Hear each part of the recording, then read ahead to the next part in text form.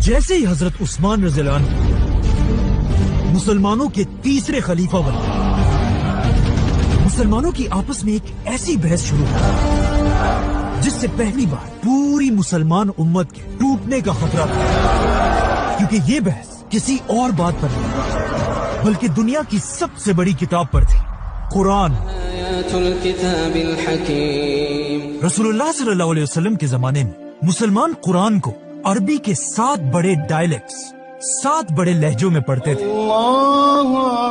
लेकिन जैसे जैसे मुसलमानों की खिलाफत फैलती गई, पूरी दुनिया से लोग इस्लाम की तरफ आने लगे और पहली बार सहाबा से कुरान सीखने लगे। लेकिन अब मसला ये था, ये नए मुसलमान सहाबा से अलग अलग लहजों में कुरान सीखते थे, जो पहले तो कोई बड़ा मसला नहीं था।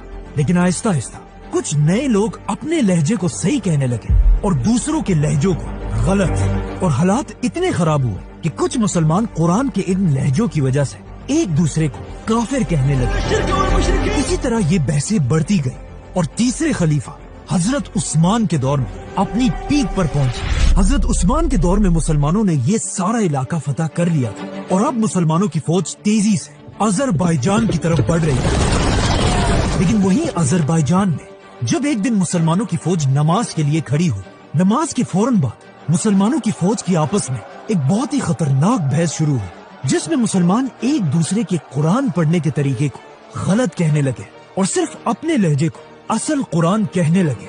आखिर ये बहस इतनी बढ़ गई कि ऐसा लगने लगा कि अब मुसलमान पहली बार एक दूसरे के खिलाफ ही तलवारें निकालेंगे।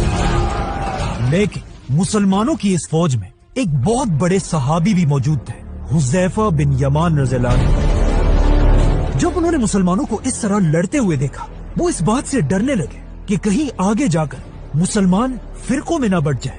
तो वो इस जंग को छोड़कर तेजी से वापस मदीना में खलीफा उस्मान रज़ियल्लाहु अन्हु की तरफ रवाना हुए और मदीना पहुंचते ही अपने घर जाने के बजाय वो सीधा हजरत उस्मान के पास पहुंचे और उनसे कहा, या अमीरुल मोमिनीन,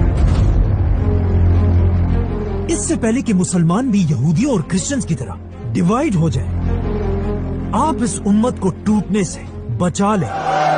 लेकिन ये कोई पहली दफा नहीं था कि आसमानी किताबों पर बहस हुई हो, इससे पहले भी ऐसा हो चुका था। दुनिया में 4 बड़ी आसमानी किताबें हैं, तौरात, ज़बूर, इंजील और कुरान।